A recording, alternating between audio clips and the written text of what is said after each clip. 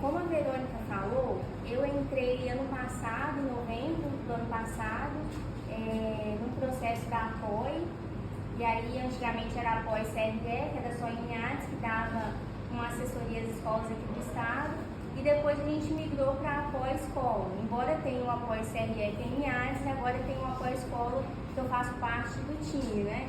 Faço parte de todos os funcionários dentro da escola. Então, como psicóloga escolar, eu não sou psicóloga clínica. Olivia, o que significa isso, né? Eu não consigo atender os estudantes, os filhos de vocês, como psicóloga clínica, mas como psicóloga escolar, que é diferente. Então, o psicólogo escolar vai fazer muita roda de conversa, muito encaminhamento. Vamos supor que os filhos de vocês têm direito a algum benefício, às vezes falta a questão de saúde ou assistência. A gente vai fazer os atendimentos e os encaminhamentos. Por quê?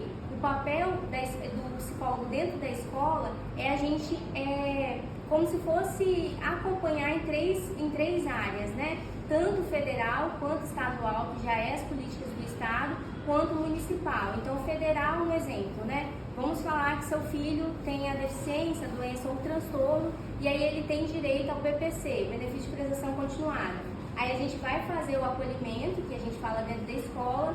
Ah, Olivia, ele não está recebendo e tem direito. A gente vai encaminhar para os órgãos que é de competência, que aí é o governo federal, devido ao cadastro único, mas é feito em um órgão municipal, que é o CRAS, ou um órgão também federal, municipal, o INSS. Então, assim, a gente vai fazendo esses encaminhamentos e direcionamentos.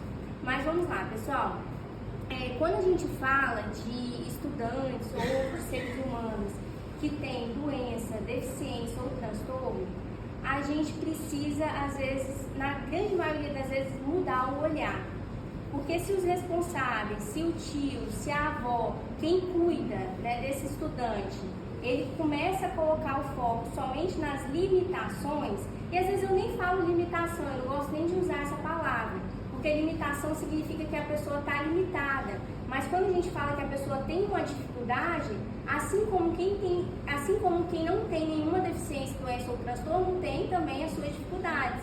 Então, a pessoa que tem a doença, deficiência ou transtorno, tem as suas dificuldades. E o que a gente precisa fazer enquanto escola, que a gente já faz isso muito bem, né? Todas as meninas, a pedagoga, o coordenador, todo mundo, e principalmente vocês que são responsáveis, é ter essa mudança de olhar, é ter esse outro posicionamento, porque se vocês, enquanto responsáveis, focam somente no problema, aquilo que o seu filho, aquilo que o seu neto, aquilo que o seu sobrinho ou coisa do tipo não consegue fazer, você acaba adoecendo e também adoecendo esse estudante.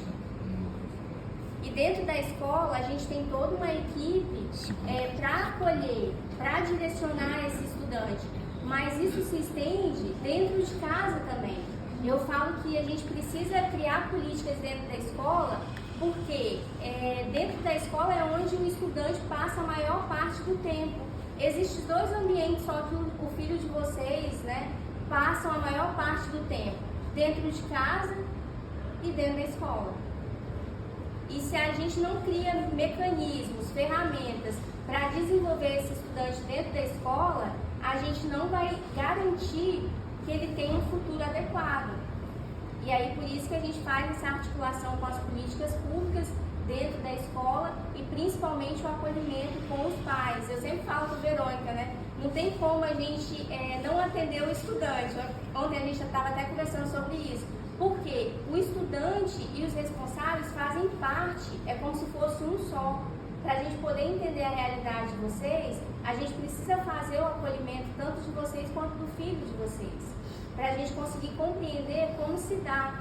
E aí, pessoal, a gente entra em várias questões, né? Quando a gente faz esse acolhimento, quando a gente faz essa mudança de olhar, a gente precisa entender como que dá a dinâmica dos filhos de vocês, como que se dá o desenvolvimento dos estudantes, para a gente poder avaliar cada caso de uma maneira bem singular. Um exemplo, Olivia, o meu filho tem uma deficiência física, aí a gente está falando de uma dificuldade física. Olivia, meu filho tem um transtorno de autismo, aí a gente está falando de uma dificuldade mental. Olivia, meu filho tem TDAH, uma dificuldade mental. Olívia, meu filho tem uma doença degenerativa, uma dificuldade física. Então, assim, cada tipo de dificuldade a gente tem que direcionar de uma maneira singular, de uma maneira adequada. E principalmente, quando a gente vê a dificuldade, não colocar o foco na dificuldade. Eu sempre trago, pessoal, o exemplo do Neymar, né, aquele maior jogador. Eu estava lendo um livro do Thiago Nigro, e ele falou, Verônica, que o Neymar em 60 segundos é um salário mínimo que ele recebe. Mas antes do Neymar ser quem ele tinha dificuldades dentro da escola. E o que aconteceu com ele? A mudança do olhar do pai dele dirigido ao Neymar. Quando o pai dele focava só nas dificuldades que o Neymar tinha dentro da sala de aula, dentro da escola, acabava adoecendo o pai e o Neymar. Quando o pai começou a olhar para outras coisas fora as dificuldades, o que significa? As dificuldades que vocês veem em relação aos filhos de vocês diminui baseado nas potencialidades dele. Cada dia eles aprendem alguma coisa, cada dia é um motivo de se comemorar. Talvez o estudante não conseguia fazer uma atividade, talvez o estudante não conseguia se vestir sozinho, calçar o tênis ou coisa do tipo, é um motivo de comemorar. Porque, gente, eu sempre falo, às vezes a gente precisa mudar muito o olhar, porque são coisas mínimas que fazem o máximo.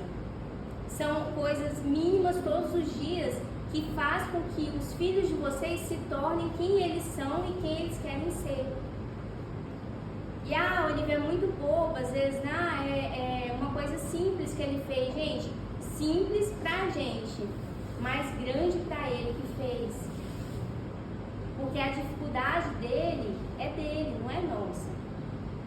E trocar eu sempre falo, um exemplo, tá? Eu tenho miopia. Se eu não utilizar o óculos, eu não vou conseguir enxergar. E para mim poder enxergar, eu preciso utilizar o óculos. E vocês, enquanto responsáveis, precisam trocar essas lentes. O que significa isso? Às vezes vai ter que colocar o óculos de perto para poder enxergar. Porque às vezes vocês estão tão perto dos filhos de vocês, às vezes os professores estão perto dos estudantes e às vezes a gente não consegue enxergar. E a gente, quando fala, eu também às vezes, né? A gente precisa se colocar nesse lugar e principalmente fazer essa troca. Eu sempre falo, todo ser humano, gente, né? Todo mundo, ele tem possibilidades e potencialidades. A gente só precisa acreditar que ele tem. Eu sempre falo, Verônica, que a gente pega alguns conceitos, né, de princípios assim, e eu acredito muito na questão do pensamento. Eu sou psicóloga, Verônica faz psicanálise, a gente acredita muito. O que é essa força do pensamento que a gente fala? Sabe quando você está pensando em uma pessoa e você encontra ela na rua? Isso já aconteceu? Ou quando você sonhou com aquela pessoa, ou quando você pensou e de repente a pessoa te mandou uma mensagem? A gente fala que é intencionalidade. O que acontece? O nosso pensamento, ele tem uma força absurda naquilo que a gente vê e naquilo que a gente tem como ação. Eu sempre falo que os nossos pensamentos são as nossas ações. E aí eu sempre falo, cuide bem dos pensamentos de vocês direcionado aos filhos de vocês. Se vocês já têm aquele algo concreto, aquela questão de 1 mais 1 é igual a 2, no sentido assim, ele nasceu assim, ele vai ser assim, vai ser pro resto da vida. Desconstrói isso. A gente precisa desconstruir para a gente poder aprender. E cuidar muito do nosso pensamento. Olívia, ele não conseguiu, mas ele vai conseguir. Olívia, ele não fez isso, mas ele vai fazer. E a partir disso, ele vai fazer. Quais caminhos a gente tem que percorrer para ele conseguir fazer? Eu sempre falo que o que transforma a gente é a insistência. A insistência em que sentido? Vocês, enquanto responsáveis, a gente, enquanto escola, insistir até acontecer. Não é na primeira dificuldade barreira, na primeira dificuldade desistir. É sempre insistir. E eu sempre falo, pessoal, do papel da escola, embora todo mundo tem uma doença, deficiência ou transtorno, tá? Todo ser humano tem uma deficiência, uma doença ou um transtorno. Todo mundo. Eu tenho uma doença, eu sou diabética tipo 1. Alguns de vocês têm uma deficiência física, outro tem uma deficiência, aliás, um transtorno. Todo mundo tem. O que a gente não pode deixar é que essa dificuldade nossa atrapalhe o nosso desenvolvimento. A partir de hoje, o foco de vocês, o olhar de vocês, o trocar o óculos para enxergar de perto, os óculos para enxergar de perto, é o que faz a diferença na vida de vocês, na vida dos filhos de vocês e na vida da escola. Porque a Verônica sempre fala, não adianta a escola estar no ar, ali potencializando, possibilitando o aluno, mas quando chega em casa não existe possibilidade, não existe potencialidade. Não adianta, às vezes a escola está ali incentivando o aluno, acreditando no aluno e chega em casa, só coisas para trás, puxando. Não, pessoal, ou vice-versa. Precisa ter um acordo, porque a escola e a família estão de mãos dadas.